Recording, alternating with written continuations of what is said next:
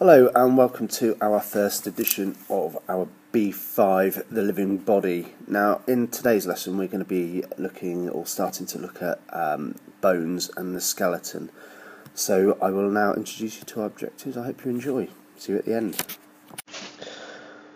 Okay, so for our lesson today on skeletons and focusing on bones, by the end of this lesson you should know and understand the different types of skeleton that occur in different organisms and what happens during the development of bones and what happens after a break. Okay, here we go then. Okay, so we'll have a look at the types of skeleton, and there are 4 reasons why we have a skeleton. The first one is to provide a framework and shape for the body. The second is to allow the body to grow and grow with the body. It also easily attaches to muscles to allow for development and also gives flexibility with joints. Now there are 2 types of skeleton. There is an internal skeleton and an exoskeleton. Now we're probably more familiar with an internal skeleton, as that's the type of skeleton we have. Now this can be made from either bone or from cartilage. Now most of our body will be made from bone, but it develops from cartilage as we grow. Now we still have some areas of cartilage when we hit adulthood. Now this can be in the ear or the nose, which are both cartilage. It could also be used in the skeleton of animals such as sharks, because the cartilage is lighter and more flexible.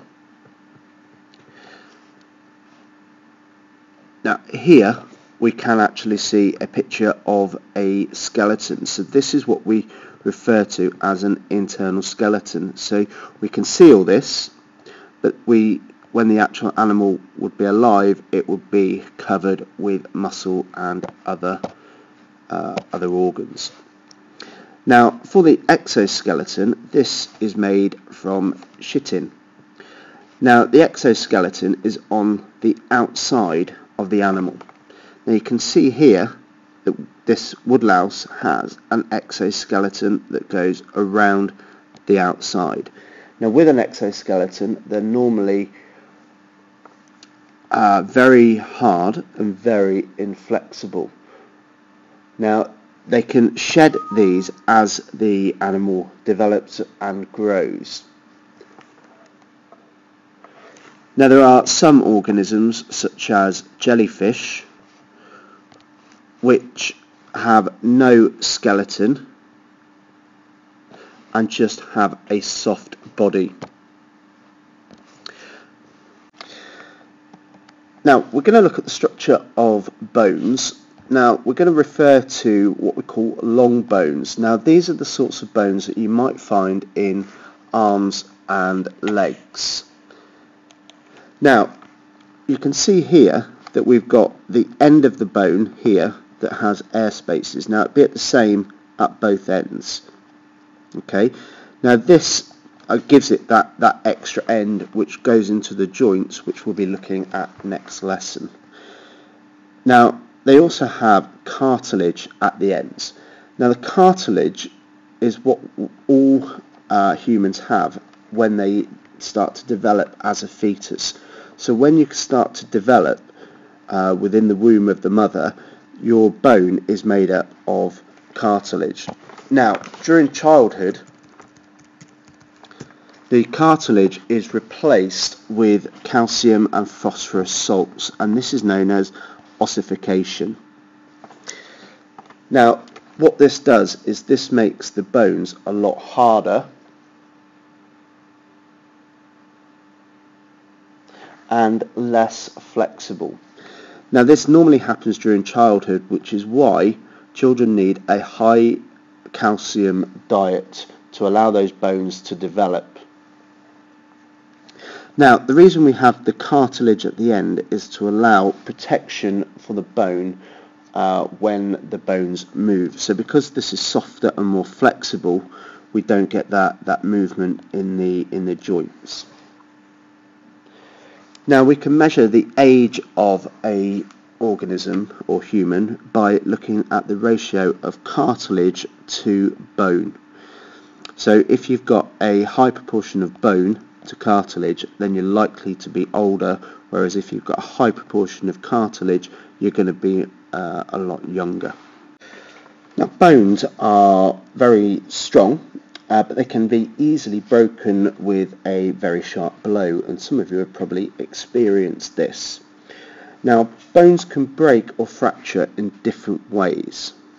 Now what we've got here, first of all, is a simple fracture, and this is where we get the bone, it just breaks into two. So you can see here you've got one half and the second half, and you can see the break just here. Now that is a simple fracture.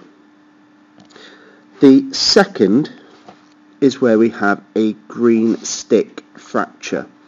Now this is similar to if you get a young tree branch and you try to break it, and all you can see is green on the inside.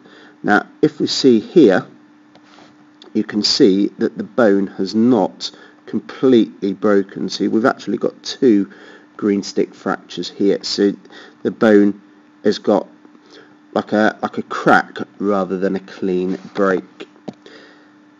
Now the last type of break is what we call a compound fracture. Now a compound fracture is probably the worst one, and I do advise you to look away now if you're a little bit squeamish. Now this is where the bone breaks as a simple fracture but actually bursts through the skin.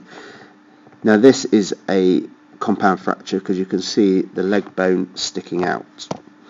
Now if you looked away, you can look back again.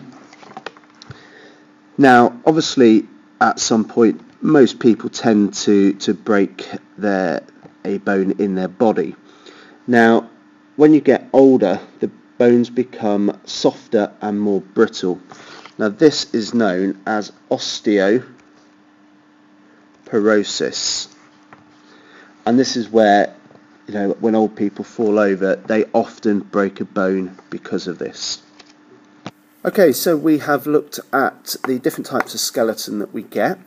We've looked at the what the bones are made from, or the skeletons are made from, whether it's bone, cartilage, or it's made from chitin, whether it's an internal or an external skeleton. We've also looked at the structure of a bone, looked at what's inside the bone and what the bone is made up of, and we've also looked at what happens during a break of a bone, and especially what happens to old people when they tend to fall over and break a bone. Anyway, I hope you've enjoyed it, and I'll see you again next time. Bye bye.